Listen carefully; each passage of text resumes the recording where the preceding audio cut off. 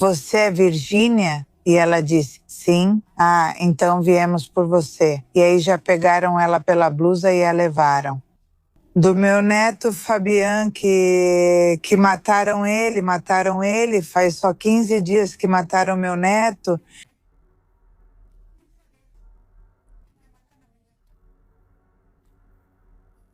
A gente acabou de sepultar ele. Pois é, não sabemos o que aconteceu, mas sim, foi uma agressão direta o que fizeram com ele. Entrem, ou seja, falando palavrões, né? Era um sábado, ai Deus, que coisa. Então já vimos que vieram até onde meu neto morava. E nós só sabíamos que gritavam porque essa esposa dele estava lá. E então vimos quando o tiraram de lá com as mãos para trás e a cabeça abaixada, todo ensanguentado. E então uma das minhas filhas entrou e disse, me ajudem, por favor, ela disse. Uma das minhas filhas ia tirá-los dele e ele disse, sai daqui ou você quer que eu te mate aqui mesmo. E então, depois de um mês e alguns dias, no dia 1º de novembro, chegaram homens e levaram meu irmão. Aí sim não pudemos fazer nada, ou seja, nada. Minha mãe saiu e minha irmã também, e elas foram agredidas. Acredite em mim, o que eu queria era que um carro me atropelasse, porque eu me sentia muito mal. Porque eu disse para um deles, não importa com o que tenham se envolvido, eu disse, não há motivo para fazerem isso, eu disse. Aqui é um lugar onde ajudam a gente. Não, eu não, você está me questionando? Hoje vamos conversar com a senhora Maria Yolanda Gonzalez Gamboa e com Hatsumi Munhoz, vítimas indiretas de uma série de acontecimentos terríveis que mudaram o destino de toda uma família. Meu nome é Maria Yolanda Gonzalez Gamboa e estou aqui pelo desaparecimento da minha filha Virgínia Munhoz Gonzalez, do meu neto Gregório Munhoz Gonzalez, do meu filho Humberto Munhoz Gonzalez e do meu filho Fabian Munhoz Gonzalez. Olá, meu nome é Hatsumi Munhoz, eu sou irmã da Virgínia Munhoz. Ela desapareceu no dia 3 de abril de 2021. Yolanda e Hatsumi nos contam que o primeiro passo desse caminho bastante tormentoso aconteceu no dia 3 de abril de 2021, quando uma tarde de comemoração em família se transformou no início de um pesadelo que iria resultar nos terríveis acontecimentos que conhecemos hoje. Olha, minha filha desapareceu no dia 3 de abril de 2021, por volta das 9h20 da noite. Lá em casa ia ter uma confraternização de algumas filhas que tinham feito aniversário, que são do dia 2 de abril. Como foi numa sexta-feira, no sábado marcaram a confraternização e minha filha Virgínia ia levar os bolos.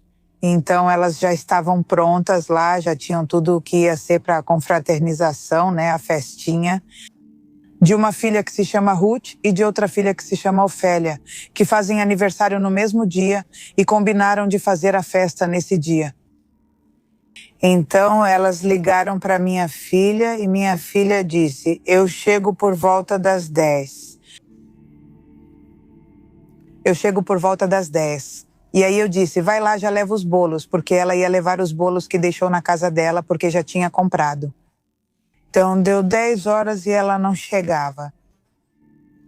Então, dizem que... Porque eu, nesse dia, estava em um velório de uma afilhada minha que tinha falecido. Fui à Colônia Echeverria para o velório. Ou seja, eu já tinha deixado preparado o que iam levar para a festa das minhas filhas, para a confraternização que iam fazer pelo aniversário delas. Então eu chego do velório e digo para eles, olha, eu vi muito movimento lá em casa e falo, ai, o que... Vocês não pegaram o que preparei. Perguntei por quê. Ah, ela disse, daqui a pouco vamos voltar, mas era porque já tinha falado com um filho da minha filha que se chama Hugo. Que umas pessoas que chegaram em umas caminhonetes armadas tinham levado a mãe dele. E nesse dia íamos ter uma pequena reunião entre todas as minhas irmãs e por volta das 9 da noite Eu morava no andar de baixo, em um apartamento, e minha irmã morava em um em frente, assim, no segundo andar. Então, algo que eu lembro muito são as sandálias dela, assim, batendo no chão. E ela chega, abre minha porta e me diz: levaram a Vicky? E eu virei e disse: como assim levaram? Quem levou a Vicky? Não sei, só sei que o Fabiano me ligou dizendo isso. E minha reação foi pegar meu telefone e ligar para minha irmã, a Vicky, e ela já não atendeu o telefone. Então peguei as chaves do meu carro e como eles moravam longe da minha casa, da nossa casa, então eu fui e liguei para o meu sobrinho e disse: já estou indo buscar vocês. Onde vocês estão? Não, tia. Já estamos chegando perto. A gente se encontra em um ponto intermediário. Então eu pego eles, coloco no meu carro e vamos para a casa da minha mãe. Então lá já estavam todas as minhas irmãs. E foi quando começamos a, procurar minha irmã. Começamos a procurá-la pelas ruas ali por perto. Acho que inconscientemente queríamos encontrá-la por ali, né? Fomos até a Cruz Verde, até a Cruz Vermelha.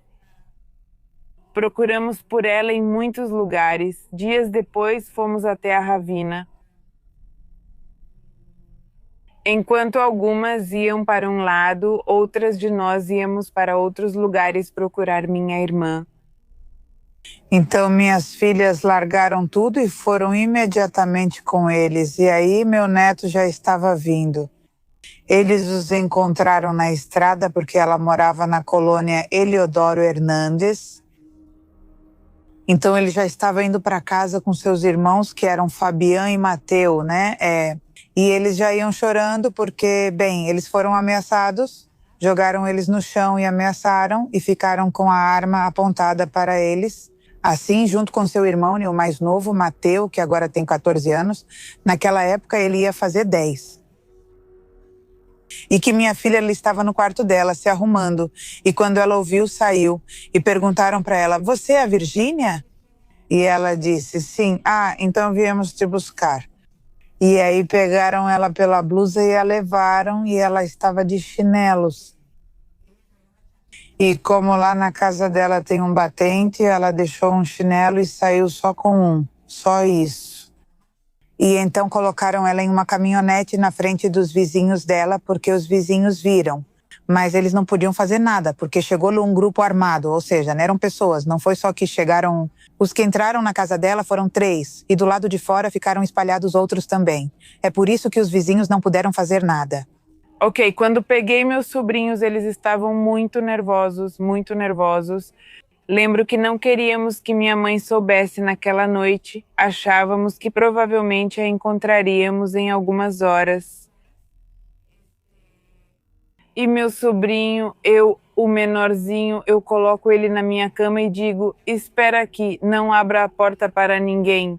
Eu estava junto com meus filhos e ele me pergunta: vocês vão procurar minha mãe? Sim, vamos procurar sua mãe.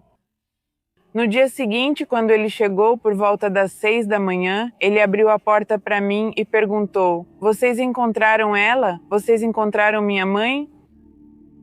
Não, ainda não encontramos sua mãe. Mas vocês vão encontrar ela? Sim, nós vamos encontrar. Quando nós damos a primeira...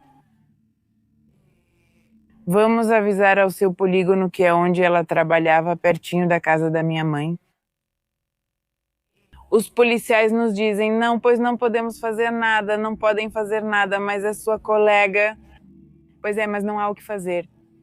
Então minha sobrinha estava na promotoria de desaparecidos dizendo: precisamos que nos deem apoio para irmos procurá-la. Não, é que não podemos fazer nada até que você saia daqui. E então, ela só saiu da promotoria quase às 7 da manhã. Quando o desaparecimento da minha irmã foi às 9 da noite e ela só saiu às 7 da manhã do dia seguinte. E só então é que começam a fazer a mobilização. E aí, então, minhas filhas já se mobilizaram e tudo, mas não puderam fazer nada. elas ligaram para as autoridades, porque ali onde elas a levaram fica perto da delegacia que está em Tonalá, a delegacia. Então eles bem rapidamente avisaram a sua base onde ela trabalhava, porque ela era policial, é policial, porque enquanto eu não a encontrar, não a encontrei nem viva nem morta. Então eu, para mim, ainda não posso dizer que ela está morta, né? Porque eu não a encontrei. Então aí não nos dão apoio, não nos dão o apoio de tipo se mobilizar para procurá-la ou sei lá o quê. Tinham as caminhonetes que os vizinhos descreveram como eram e tudo mais.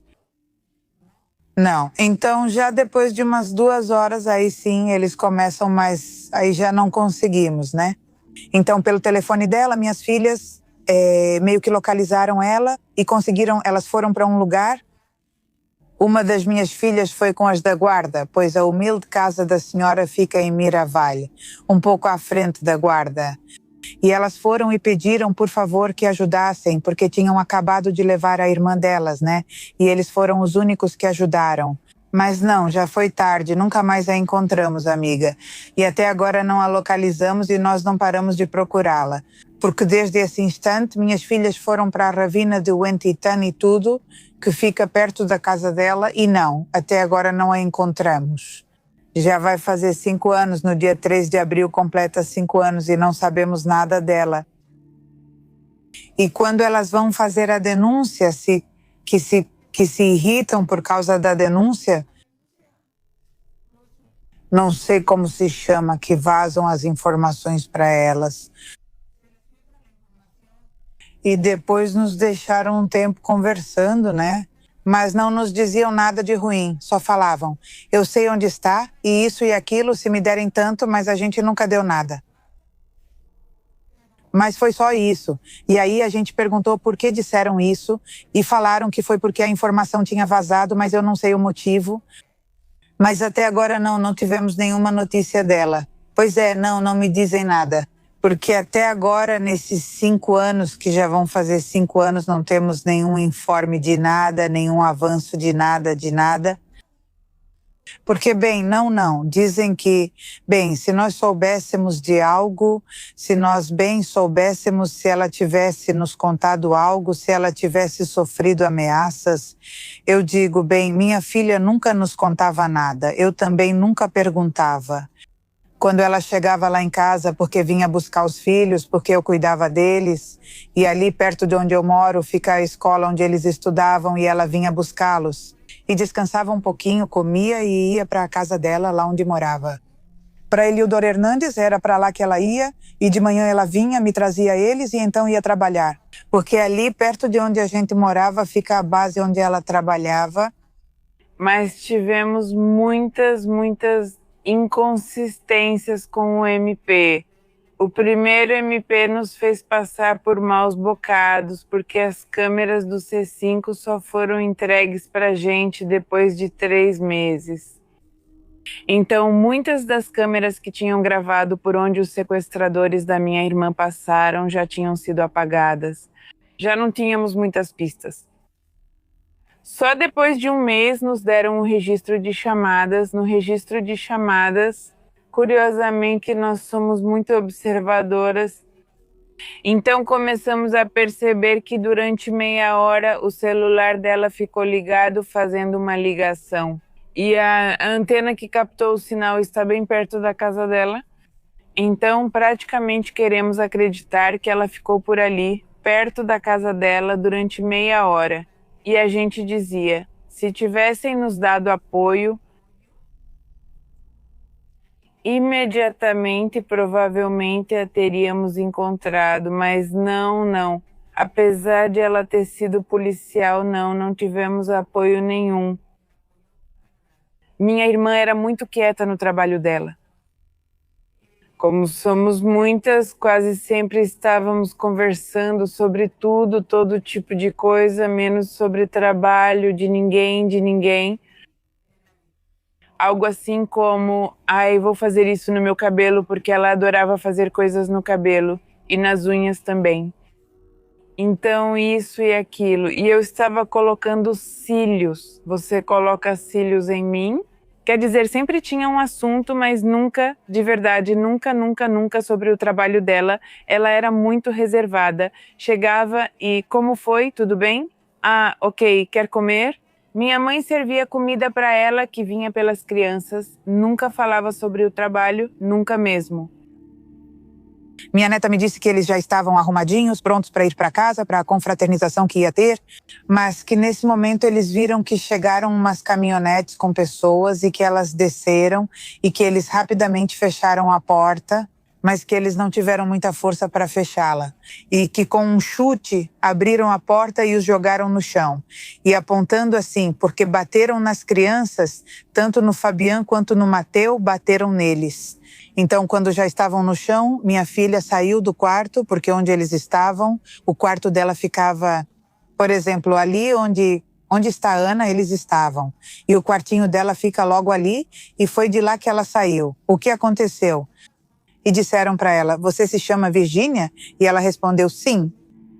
Ah, então, pegaram ela pela blusa e a levaram para fora. E colocaram uma arma aqui e a levaram embora. E eles estavam lá e tiraram ela dali. E ali ela deixou sua sandália, levaram ela sem uma sandália.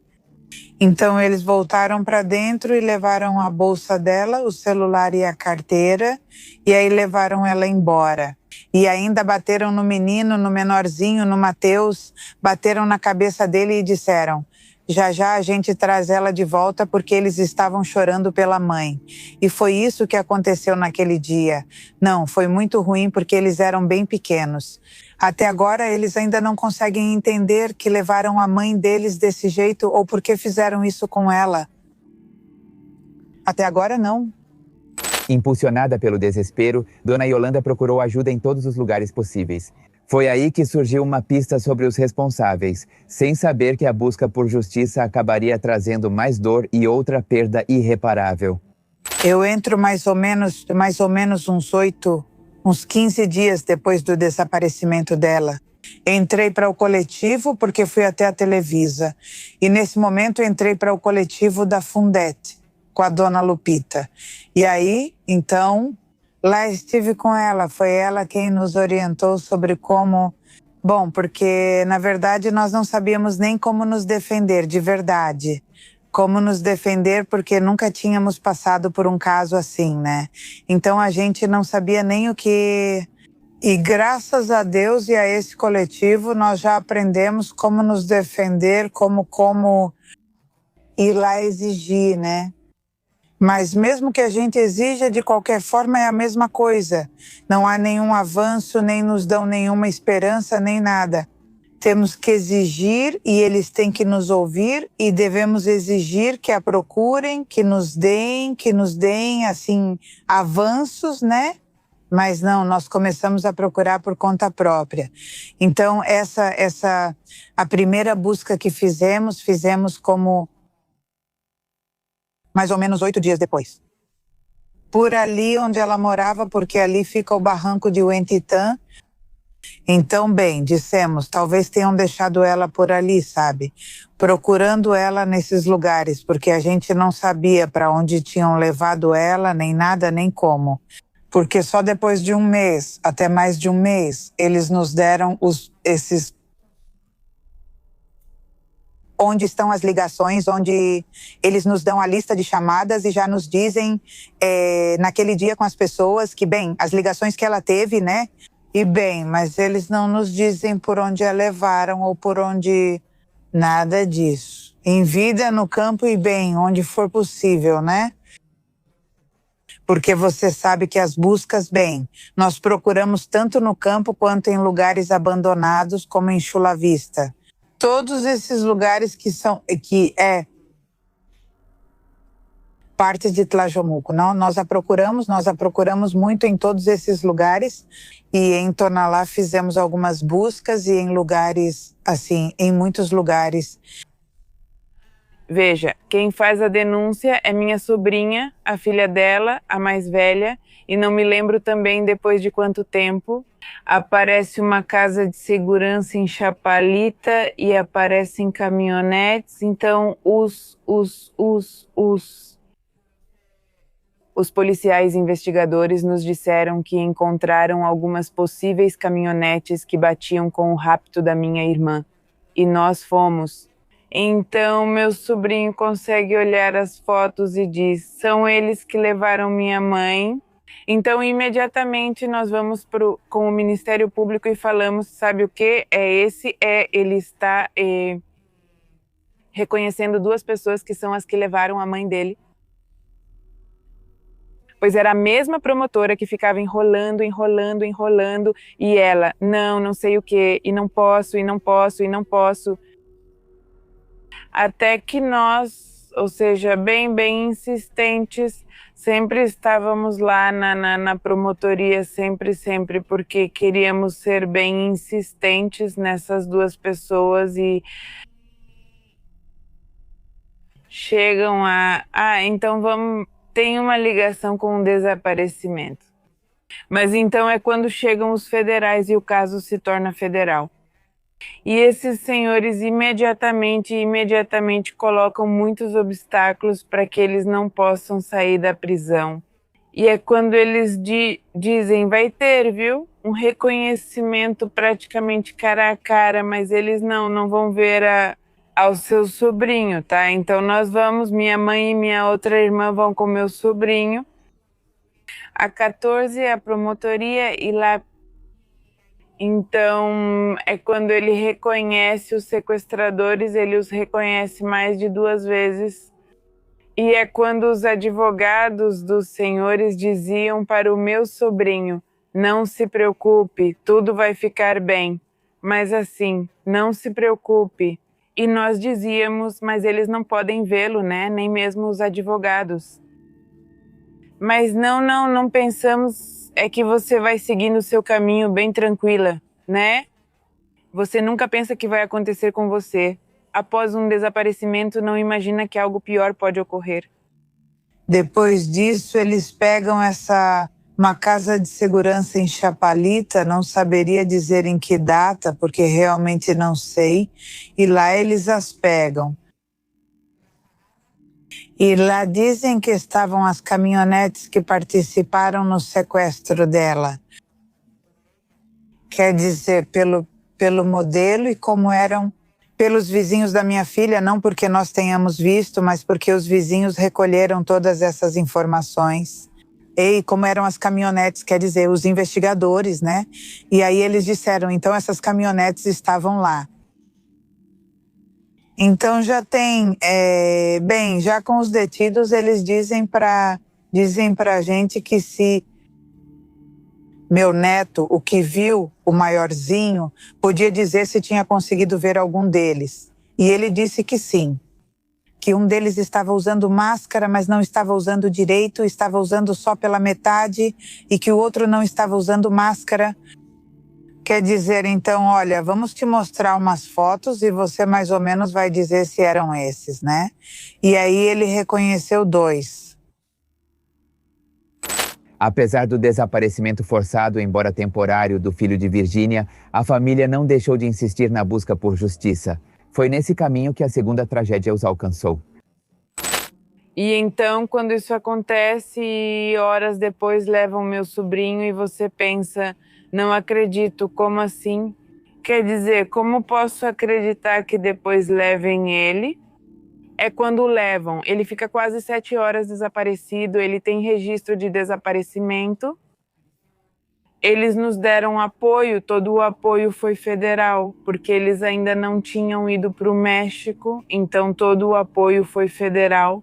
E só então, quando o encontram em um bairro aqui perto, é quando encontram o meu sobrinho que... Mas sim, ele estava super assustado, não queria sair, ficou muito tempo sem sair. Na verdade, por isso ele entrou no ensino médio online, fomos e ele se inscreveu. Ele está estudando na UDG, estava estudando na UDG e por essa razão a autoridade do ensino médio fala para ele, sabe de uma coisa? Você vai fazer online porque também não vamos te colocar em risco nos trajetos e pode ser que aconteça alguma coisa com você. Mas ele estudava online na UDG. E ele disse, você tem certeza? E ele dizia, se eu fecho os olhos, eu vejo eles e são os mesmos. Ele dizia. Bom, então foi assim que aconteceu e depois, Então vimos que aqui no estado não nos deram muita atenção e fomos fazer a denúncia federal. E lá foi um pouco mais, mais claro. Também não nos disseram nada, nada de afirmar. Uma certeza de que são eles, só que eles estão detidos por causa daquela casa de segurança. Ainda só agora eles vão ser processados. Dessa segunda vez que meu neto os identificou, já iam processá-los por meio pelo desaparecimento dela, né? Recebemos, no final de novembro recebemos a notificação lá na casa da minha mãe que vamos ter uma primeira audiência. Mas já nessa época meu sobrinho estava como testemunha protegida. Então chegamos aos tribunais lá de Ponte Grande e dá para perceber, né? Quer dizer, de repente, vim para essa audiência. Você veio para essa audiência? Então já começam a cochichar, né? Então a gente dizia, bom, então já sabem, colocam a gente numa sala e tudo, e algo muito, muito, muito importante que a gente falava. Por quê? É que o advogado de defesa deles dizia, eu quero que tirem a proteção deles, a de testemunha protegida, não. E nosso promotor dizia, não, é que ele está como testemunha protegida, porque no momento do rapto da mãe dele, ele era menor de idade e teve um incidente. E o advogado, não, é que ele já tem idade suficiente e nós queremos que a proteção dele seja retirada. E pra gente já foi estranho, mas nem tanto, porque é como eu te falei, já aconteceram tantas coisas que você acha que não pode acontecer mais nada. As coisas acontecem assim, então saímos da audiência, parecia que tudo estava indo bem e tudo mais, passamos as festas, tudo certo. Nesse dia 10 de janeiro, exatamente, eu estava conversando com meu sobrinho porque eu ia fazer uma busca em vida e a gente ia sair para doar brinquedinhos e ele tinha comprado dois saquinhos de brinquedos para mim. Então eu disse, vamos amanhã, e ele me respondeu, Cíntia, é que eu não gosto de ir nessas coisas.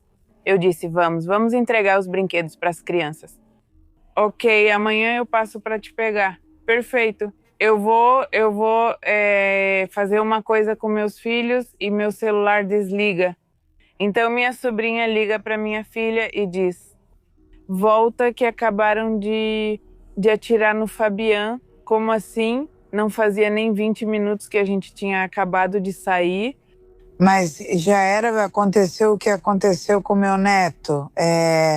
Com meu neto, Fabian, que mataram ele. Faz só 15 dias que mataram meu neto.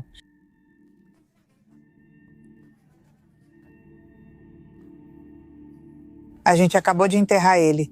Então, aí não sabemos o que aconteceu. Mas sim, foi uma agressão direta o que fizeram com ele.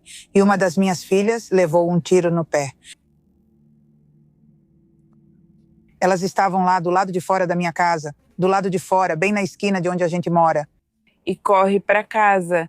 Então, eu fico na casa da minha mãe cuidando dela, porque minha mãe tem muitos problemas de saúde e meu pai também. Então, eu fico lá cuidando deles. E meus sobrinhos e meus filhos, eu coloquei todos dentro da minha casa. E aí, só quando nos disseram que meu sobrinho Fabian já tinha falecido, então eu perguntava, como aconteceu? Então, só isso me disse minha sobrinha. A esposa dele, a parceira dele, disse, é que não sabemos, ele estava parado falando ao telefone, chega uma pessoa e o ataque foi direto a ele. Quando ele tenta correr, Minha irmã corre, ele tenta correr e é quando acertam, também machucam minha irmã na perna. Ela, graças a Deus, não teve nada, mas sim a agressão foi direta contra meu sobrinho. De lá, eles o levam para uma clínica do Instituto Mexicano do Seguro Social e, no Instituto Mexicano do Seguro Social, ele perde a vida. Na verdade, não, porque as pessoas simplesmente chegam assim, não sabemos como chegam ou quem avisou que eles estavam lá, não sei. Na verdade, aí realmente eu não sei. Pode ser que com o que meu neto declarou, pode ser que isso tenha alguma relação. Porque não houve outro motivo. Foi aqui em Fuente Grande, nas audiências que acontecem, bem, federais. Nesse dia, quando houve a primeira identificação, levaram meu neto, mas graças a Deus ele foi resgatado. As autoridades. Bem, ele estava lá em uma pracinha perto de onde moramos, e quando chegamos lá disseram, levaram o Fabian, mas quem? Bem, que as autoridades, mas não. Então minhas filhas, elas rapidamente se mobilizaram e falaram com os policiais judiciais, com os federais, e eles começaram a se mobilizar, a procurar e nos devolveram ele. Nós o encontramos cerca de 6, 7 horas depois que o levaram. Ele conta que desde que o colocaram em uma caminhonete, foi levado de cabeça baixa e olhos vendados. E o levaram, mas ele não sabe para onde o levaram porque estava com os olhos vendados. Até que chegaram a um lugar onde o tiraram do carro e o colocaram em uma casa. Então, nessa casa, ele disse que ouvia como se tivessem mais pessoas lá, que ouvia gritos, mas ele não viu o que era. Por quê? E que ele estava muito assustado, porque naquela época ele tinha 14 anos. Era muito recente o que aconteceu com a mãe dele. Então, não sei o que. Ele só diz que chegaram lá, que porque diz que sim, bateram nele. Quando o levam para casa, o agridem. E aí, bom, não sei o que, falaram palavrões para ele. E que já, você já vai embora, tipo, já, e que já... Algumas pessoas o tiraram de lá, deixaram numa esquina e disseram, agora vão vir te buscar. E que já nesse, tipo, uns 5 ou 10 minutos depois que o deixaram lá, passou uma viatura e o pegaram. Então acontece... Então passam quase 4 anos, porque ele agora, nessa segunda audiência, que essa sim foi uma audiência... Ele já tinha 18 anos, que foi em 16 de dezembro de 2025. Então, só os advogados das pessoas e o advogado do nosso defensor, eles até testemunhavam. Ou seja, já queriam que tirassem, porque ele tinha uma proteção federal. Então, o advogado, representando as pessoas que ele identificou, exigia que já tirassem a proteção porque ele já era maior de idade. Então, o defensor do nosso lado dizia que não. Mantiveram a proteção, mas mesmo assim o mataram. Com o passar do tempo, algumas feridas começam a cicatrizar, mas a dor pela perda de um ente querido nunca desaparece completamente. Ao participar então de grupos de apoio, a senhora encontrava o acolhimento necessário para enfrentar o dia a dia. No entanto, jamais imaginou que ao voltar de uma dessas reuniões, sua família enfrentaria um terceiro ato de violência sem sentido. Olha, o que aconteceu com meu outro neto foi em 2023. Dele não sabemos o motivo, mas ele foi levado em 23 de setembro de 2023. Acabara de chegar do Sistema Nacional para o Desenvolvimento Integral da Família em um sábado. Participo todo mês de uma reunião chamada de ausências. Quer dizer, somos um grupo onde vão muitos coletivos, então lá recebemos palestras psicológicas e aí nesses lugares eu tenho passado o meu tempo É lá que eu aprendi a entender as perdas, porque lá eles nos ensinam e lá eu sei. Porque às vezes a gente se fecha achando que só a gente tem esse problema e que não existe mais ninguém. Mas aí, quando a gente vê mais pessoas que têm os mesmos problemas que você, de pessoas desaparecidas, aí a gente se sente mais fortalecida. É como se quando você me cumprimenta, eu sei que é sincero, porque está sofrendo o mesmo que eu. E eu me sinto muito à vontade com eles lá. No dia 23 de setembro de 2023, por volta das 3h30 da tarde, eu estava com minha mãe, tinha acabado de chegar do Sistema Nacional para o Desenvolvimento Integral da Família e estávamos conversando. Então começamos a ouvir passos, porque como são 2 prédios que ficam assim juntos, faz muito eco. Então começamos a ouvir passos e muita gente. E a gente ficou tipo, o que está acontecendo? Foi aí que começamos a ver armas.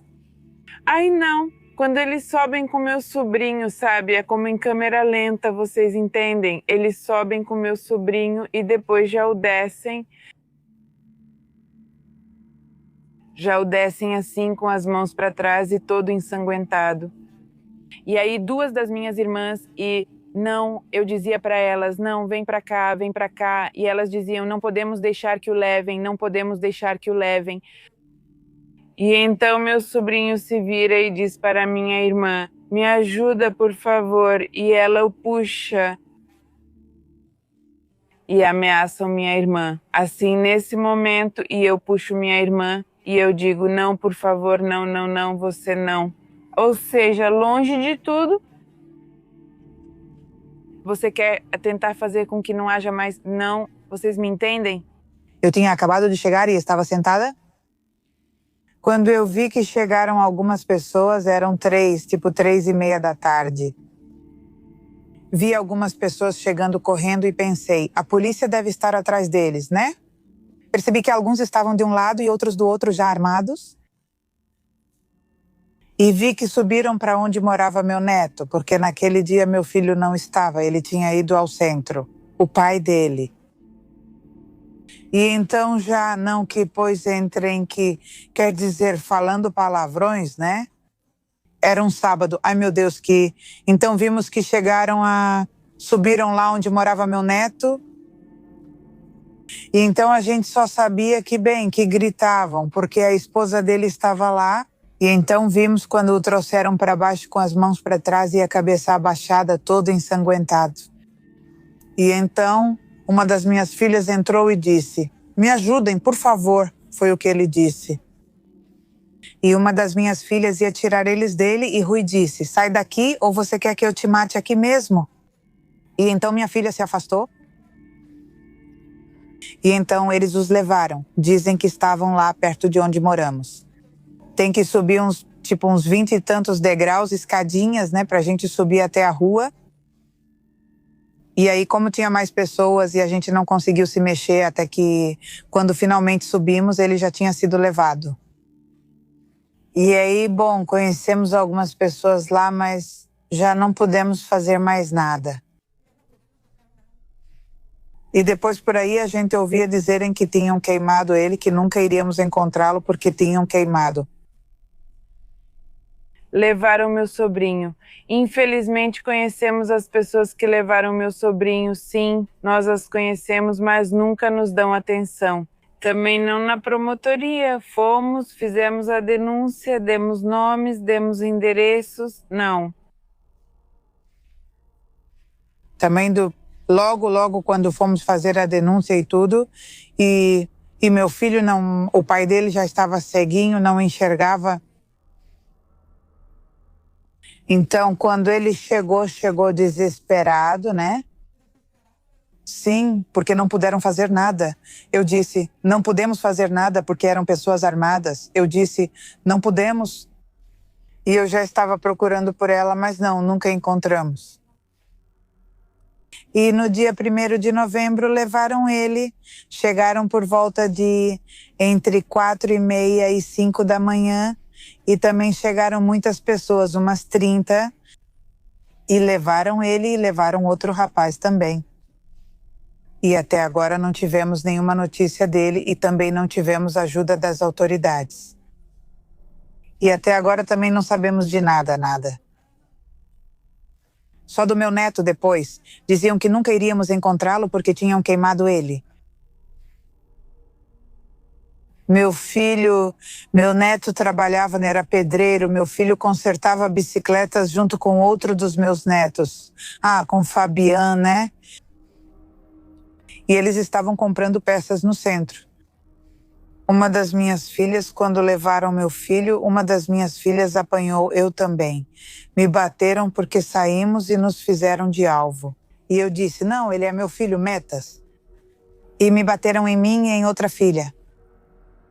E então não podemos fazer mais nada. E agora isso do meu neto? Na verdade, não sei, eu tinha acabado de chegar de uma viagem de trabalho que eu tinha e às vezes eu quase só olhei para ele. Ele tinha uma bebezinha e íamos batizá-la. Eu ia ser a madrinha dela. Só cheguei e conversamos. Como você está? Bem. Que bom, que bom. Tia, ele voltou e está tudo bem para combinarmos, mas realmente que tenhamos... Que eu te diga, ele tinha problemas com alguém? Não, eu não sei. Quer dizer, de verdade, não somos pessoas problemáticas, cuidamos da nossa vida, casa-trabalho, trabalho-casa. Não é como se você tivesse problemas com todo mundo ou que saísse por aí querendo ter problemas com as pessoas. Ele trabalhava, às vezes era pedreiro, às vezes ia para um matadouro. Trabalhava simplesmente. E depois de um mês e alguns dias, em um 1º de novembro, chegam homens e levam meu irmão. Aí sim não pudemos fazer nada. Ou seja, nada. Minha mãe sai e minha irmã também, e elas apanham. Ou seja, a única coisa que fazíamos era não deixar nem minha mãe nem minha irmã saírem.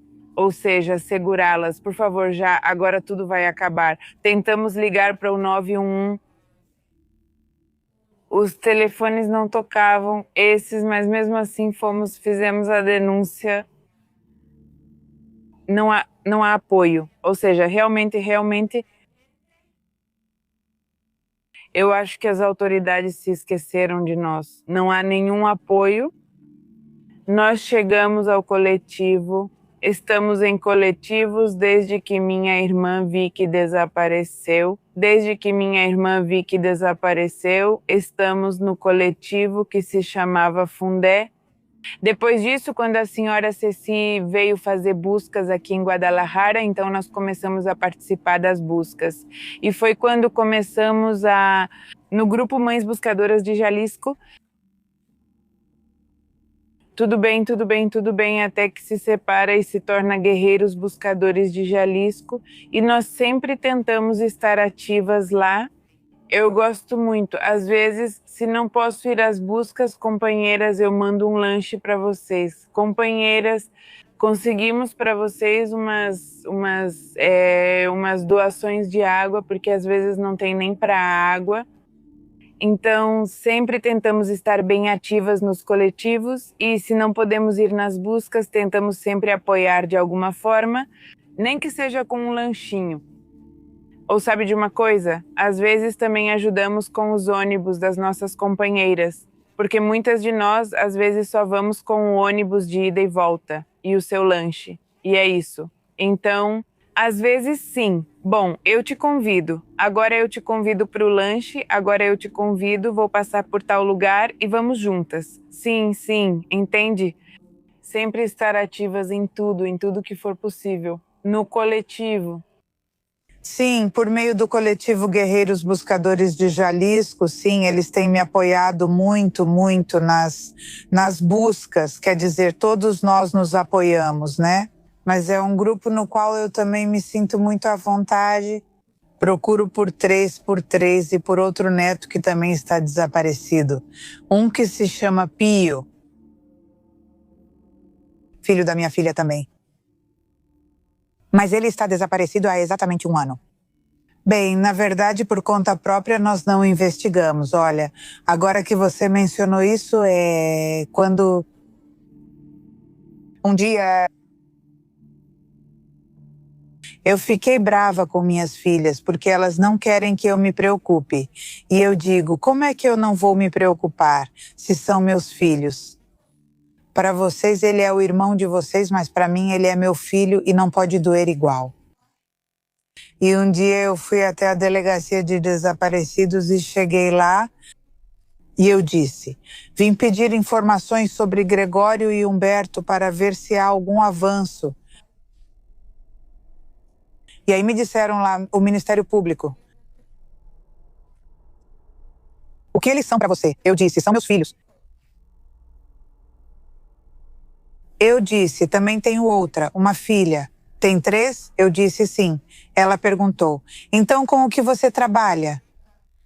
Então eu disse, você é o investigador, não eu. Investigue e depois me diga com o que eu trabalho. Eu disse, lá onde eu moro, tenho 41 anos, eu disse, e eles desapareceram.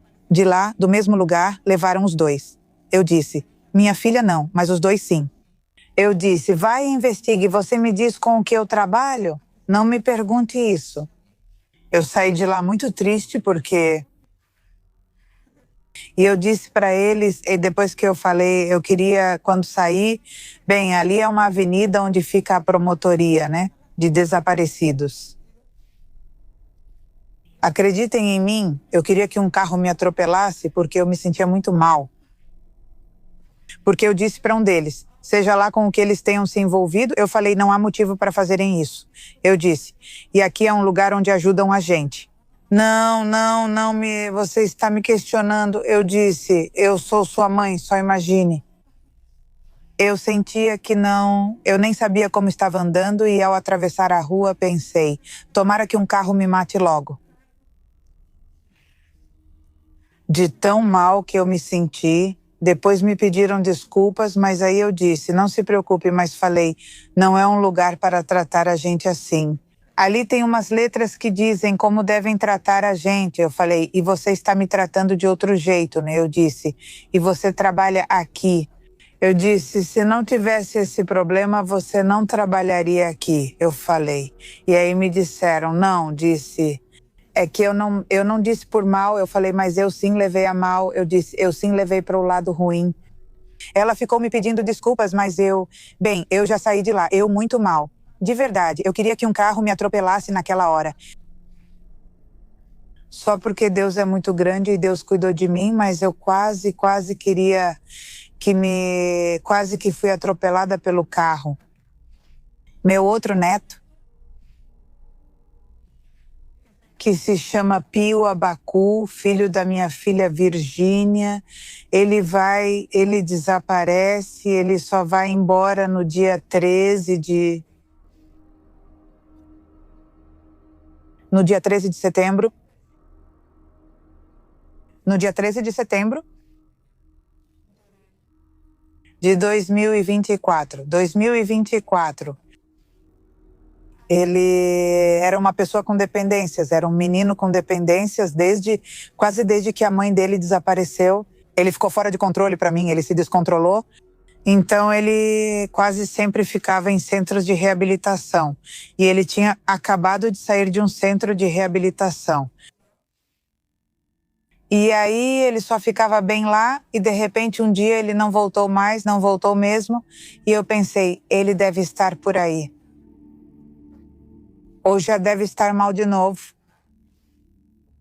Mas aí, ao dizer 10 dias, primeiro procuramos até nos centros, tá, de reabilitação com amigos dele e nada. Então aí, ao dizer 10 dias, eu falo para minhas filhas, escutem, o Pio não aparece, filha, não está em lugar nenhum, o que a gente faz? Elas dizem, eu falo, eu vou lá fazer uma denúncia. E foi isso que eu fiz e fui. E até agora, até hoje, eu não o encontrei. Ele tem sua ficha de desaparecido e já faz exatamente 1 ano. As sequelas físicas e psicológicas de perder um ente querido são profundas nas vítimas indiretas de desaparecimentos e homicídios. A dona Yolanda nos conta que, embora não fosse a primeira vez que sua família enfrentava um fato violento, pois anos atrás já havia perdido uma filha, a dor de não saber onde estão seus entes queridos é incomparável. Em meio a essa incerteza, ela encontrou consolo e empatia nos grupos de apoio, cercada de pessoas que viveram situações semelhantes às suas. Não sei, mas já o procuramos muito, não paramos de procurá-lo também. E não, ele não aparece. Bem, vou te dizer uma coisa.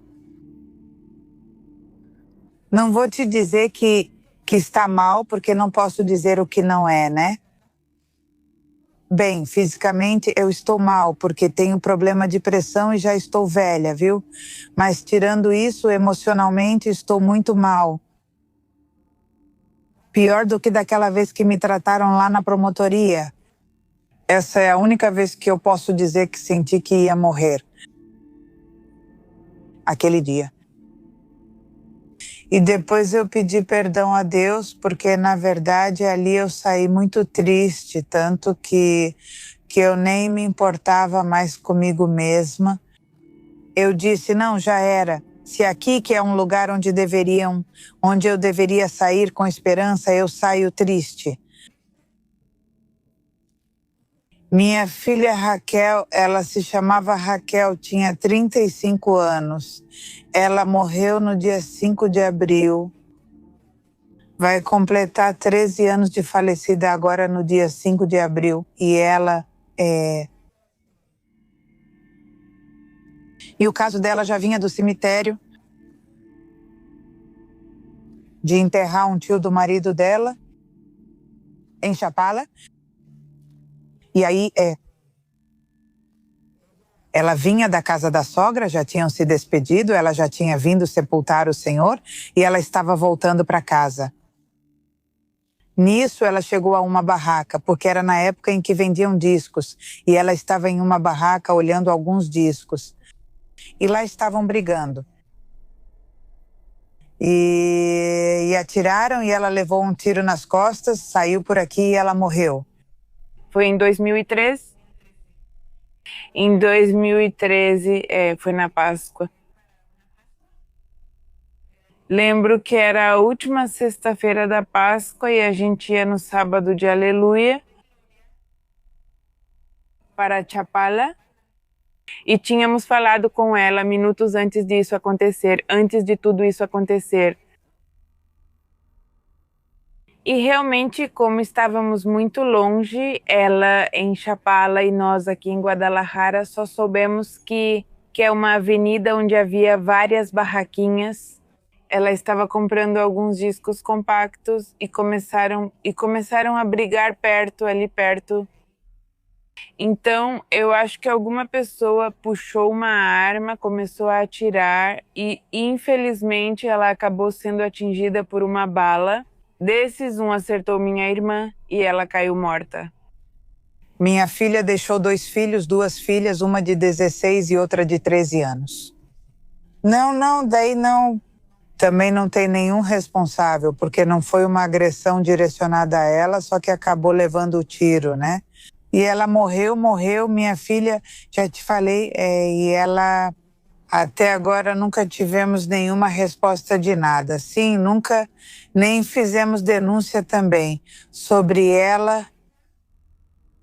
Doeu tanto e ainda dói, mas não como esses que estão desaparecidos, porque pelo menos ela eu sinto, mas esses eu não sei. Por isso estou aqui. Triste. Agora sim estou muito triste porque meu neto tem um pouquinho mais de 10 dias de falecido. Não vou dizer que estou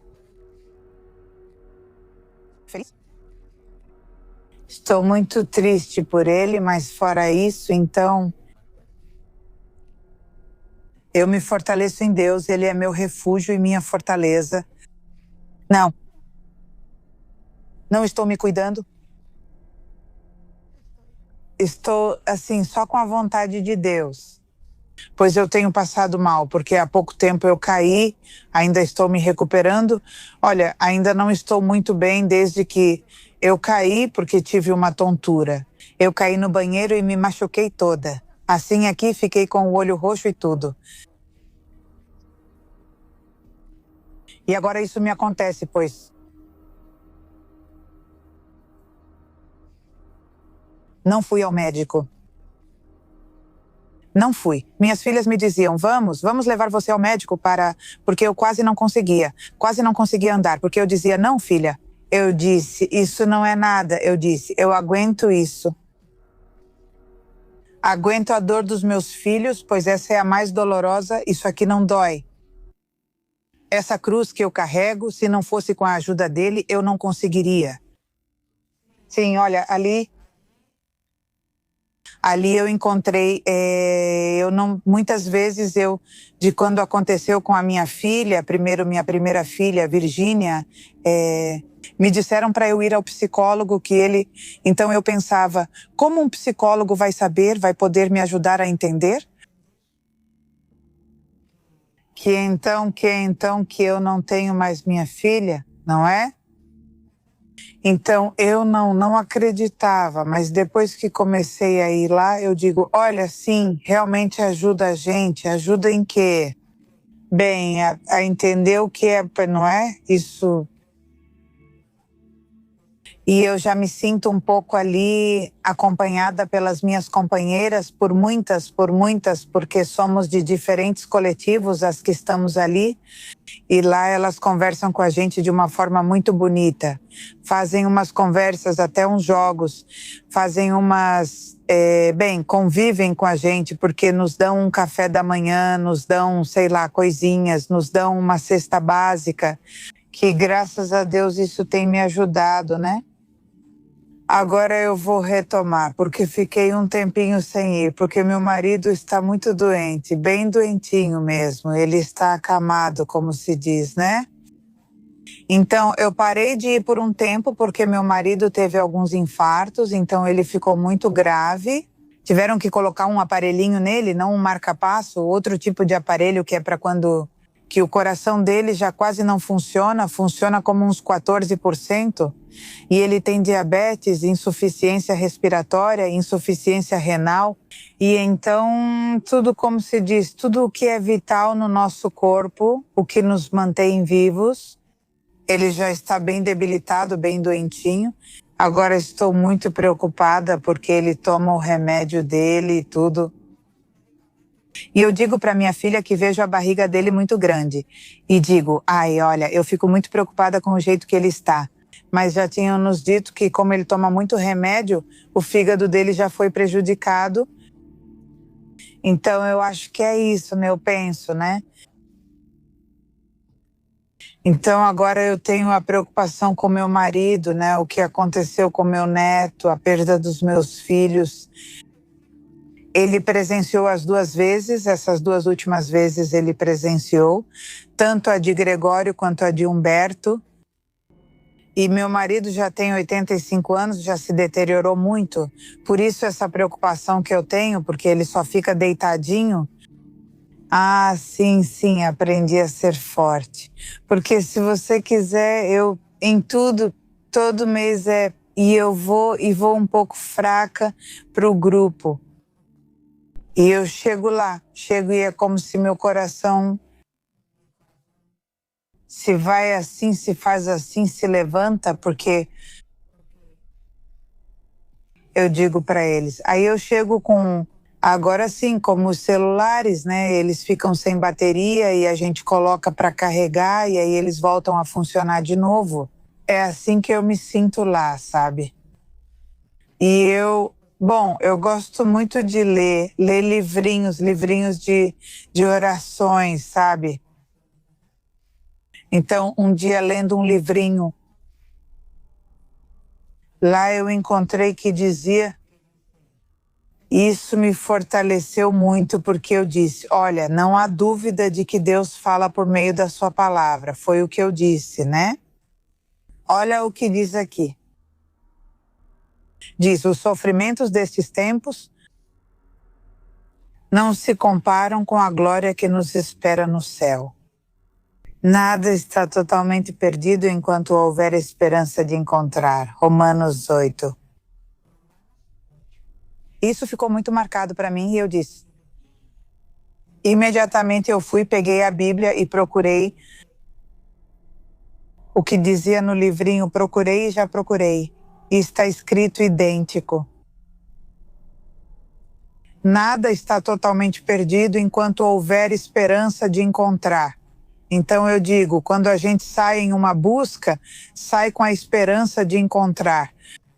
Se não são os nossos, são outros, mas com isso você fica bem contente porque encontrou.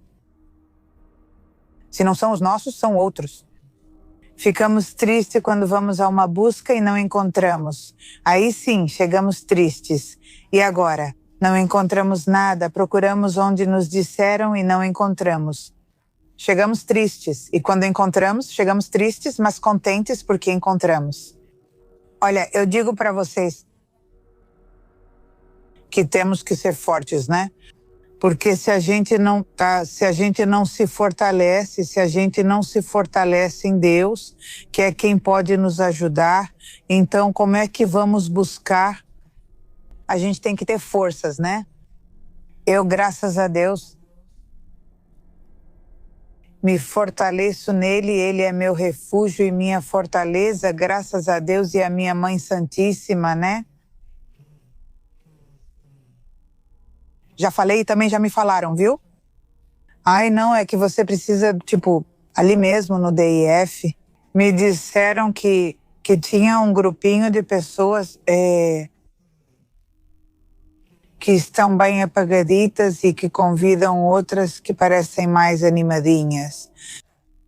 Então acabaram de me dizer, ai não, eu também vou aí também.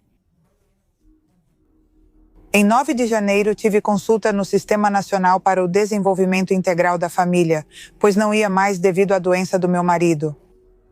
Então, me ligaram para eu ir lá conversar comigo, para ver qual era o motivo de eu não estar indo.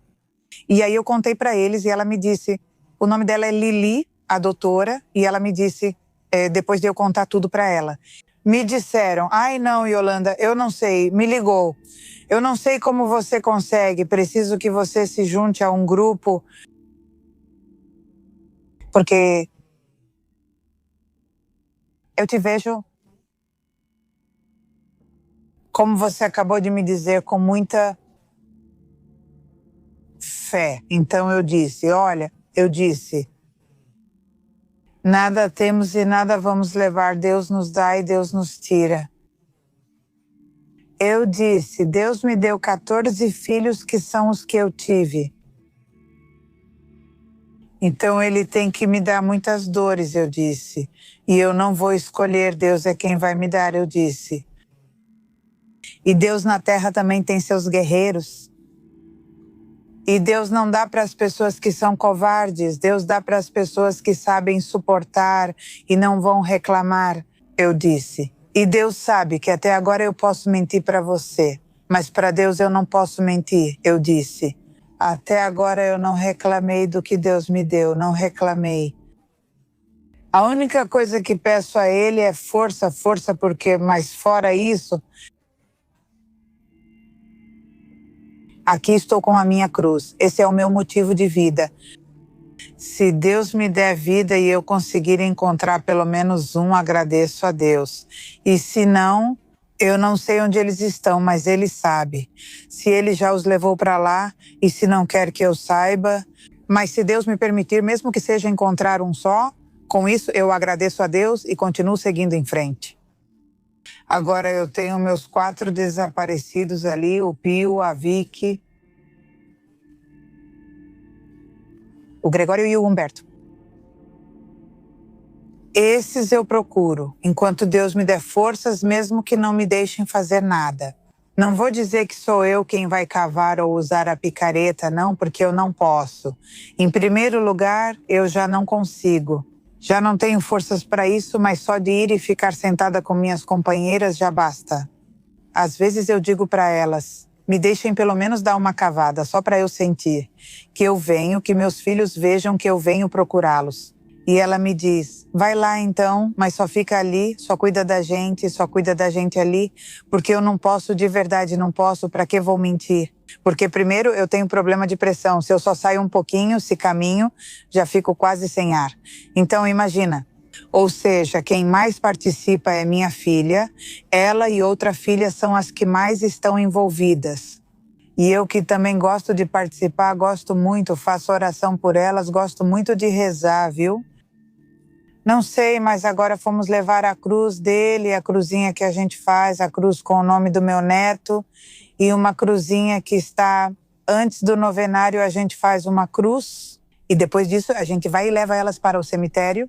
E hoje fomos e levamos a cruz dele, colocamos a data de nascimento, a data que ele faleceu e as florzinhas dele. E aí eu já cantei para ele, rezei e eu gosto disso. A dona Yolanda nos conta que, em meio à dor e à tragédia, encontrou um novo propósito de vida, a busca incansável por seus entes queridos. Sua história é um testemunho de força, perseverança e resiliência. Ela deixa claro que não vai desistir até encontrar sua família ou até que seja feita justiça. Bom, eu digo para vocês que se alguém que está assistindo a este vídeo souber de algo sobre meus filhos, sobre minha filha Virgínia, sobre meu filho Gregório, sobre meu filho Humberto ou sobre Pio Abacu, que toquem o coração e vejam que eles têm uma mãe e não gostariam que ela sofresse como a gente sofre. Porque eu já perdi uma filha faz 12 anos, vai fazer 13, que também a mataram em Chiapala, ela já era casada. E nunca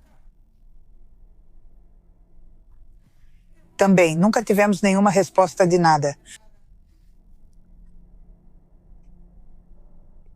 Que tenham compaixão pela gente, que não sabem o que a gente sofre, que não levam só eles, mas levam uma família inteira junto, porque todos nós sofremos do mesmo jeito.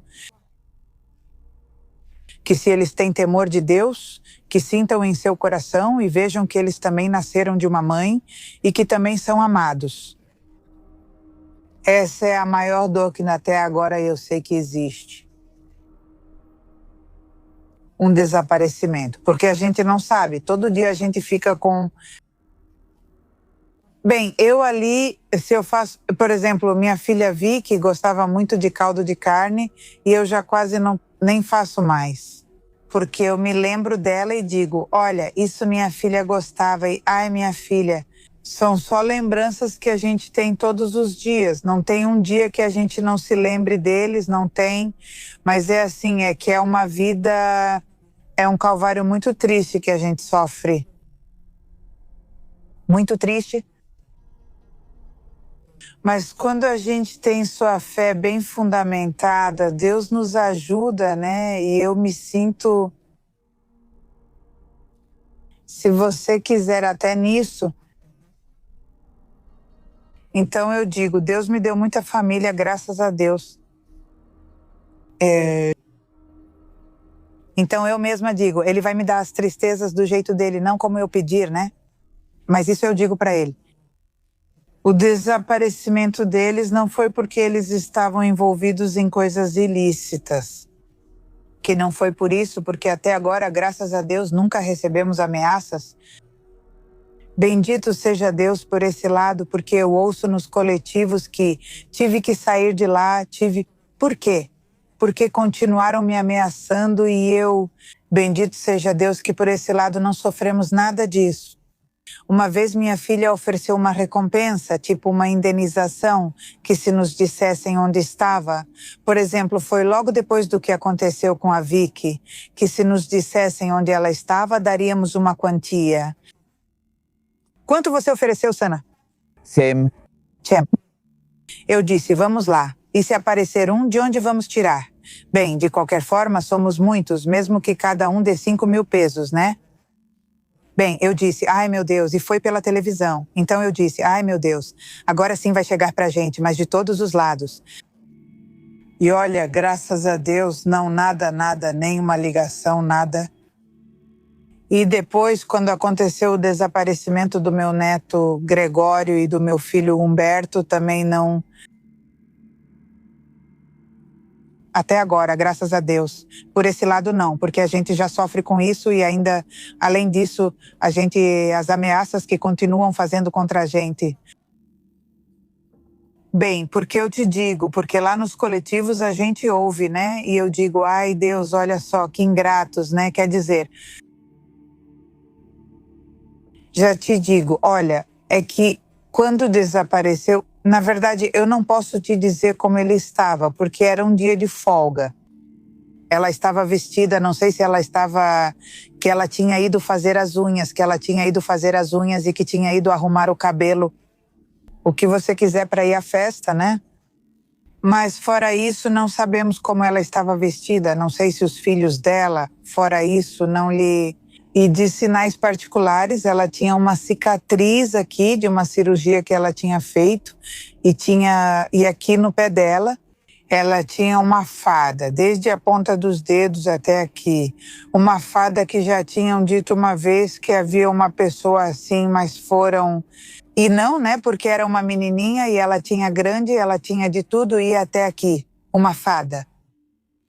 Virgínia tinha o cabelo até os ombros na cor preta, ela tinha na cor preta. Naquele dia, ela usava uma camiseta, dizia Nike Dancing Lilás. Ela estava usando uma calça jeans azul forte, azul índigo, e ela tinha uma fada desde a ponta do pé, no pé esquerdo, desde a ponta do dedo até o meio. Aqui ela tinha uma fada, tinha uma cicatriz no ombro direito de uma cirurgia. Ela tinha implantes dentários, toda a parte de cima dela tinha implantes dentários. Ela era bem branquinha e Ela tinha algumas tatuagens, mas não sei quais. Ela faria 41 anos. Ou seja, ela desapareceu no dia 3 de abril e o aniversário dela era no dia 20 de maio. Ela ia fazer 41 anos. Agora ela estaria completando 46. Meu neto, esse Gregório, tinha 21 anos. Agora ele teria completado 23. No dia 13 de dezembro teria feito 21. Teria completado 23. Gregório estava usando um short e uma camisetinha preta, tipo de veludo.